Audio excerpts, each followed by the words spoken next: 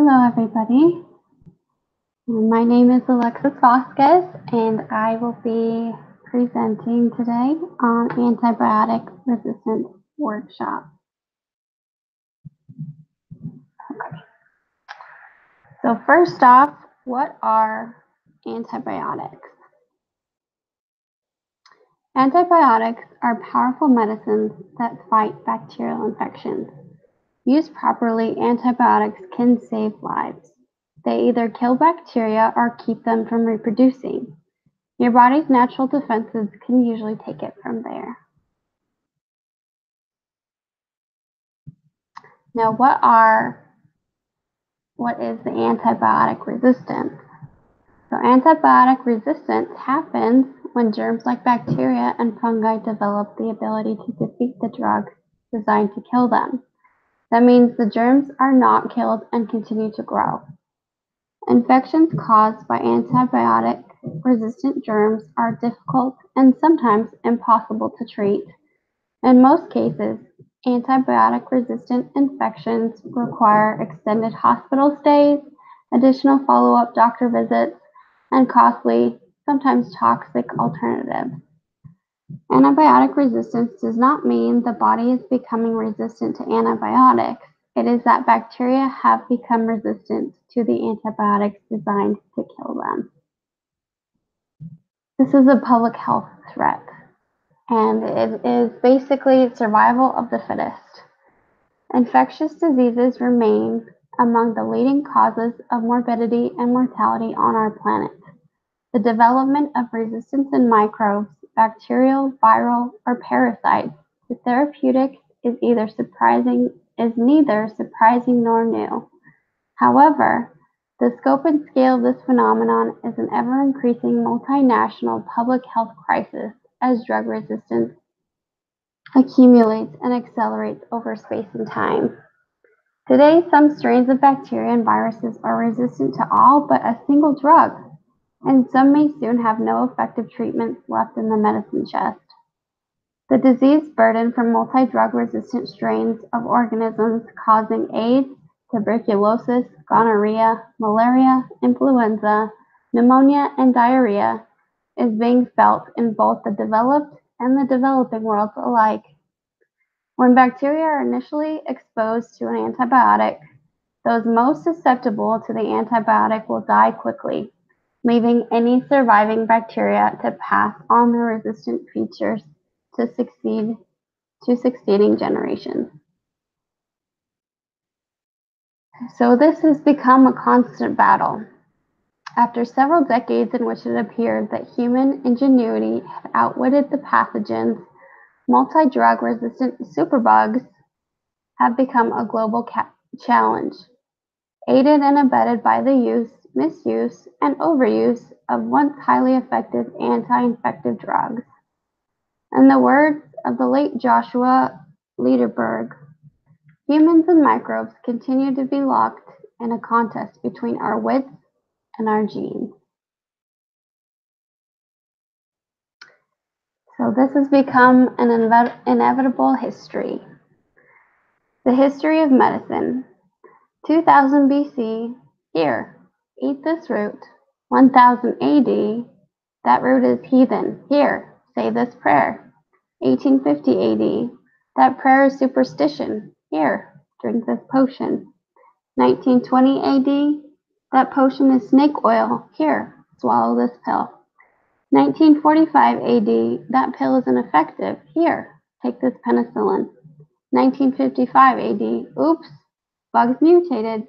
Here, take this tetracycline, which is a type of antibiotic. 1960 to 1999 AD, 39 more oops.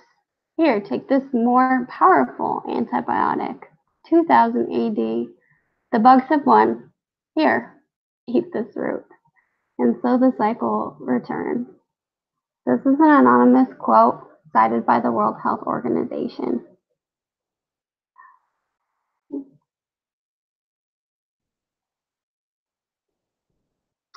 The use of antimicrobial drugs, no matter how well controlled, inevitably leads to the selection of drug-resistant pathogens. according to workshop speaker Julian Davies of the University of British Columbia. As may be seen in the following illustration, there is no man-made defense that cannot be outmaneuvered by microbial evolution and adaptation. As Speaker Gerald Wright of McMaster University observed, there is no such thing as an irresistible antibiotic.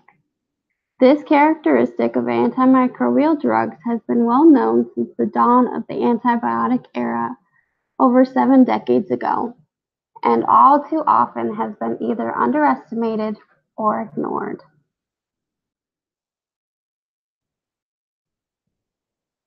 So how can we stay ahead with this major issue that's happening today?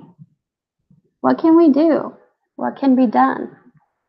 Speaker Brett Spellberg of the University of California in Los Angeles has observed that we will never truly defeat microbial resistance. We can only keep pace with it. How can we keep up with it? So to preserve our effectiveness, investigators and policymakers generally agree upon at least 3 key steps that must be taken in order to prevent the development and spread of resistance to existing and future antimicrobials. Number 1, limit their use.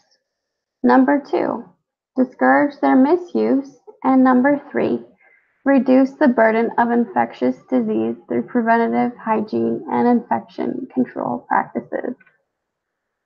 Just like this image shows here, hand hygiene is a great way that we can do in order to ward off those infectious diseases and help the spread, that they won't spread to those around us or ourselves.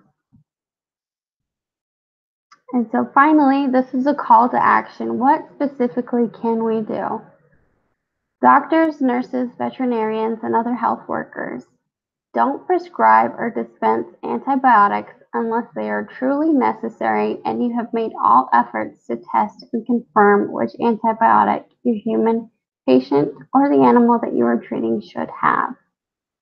Today, it is estimated that in half of all cases, antibiotics are prescribed for conditions caused by viruses, where they do no good.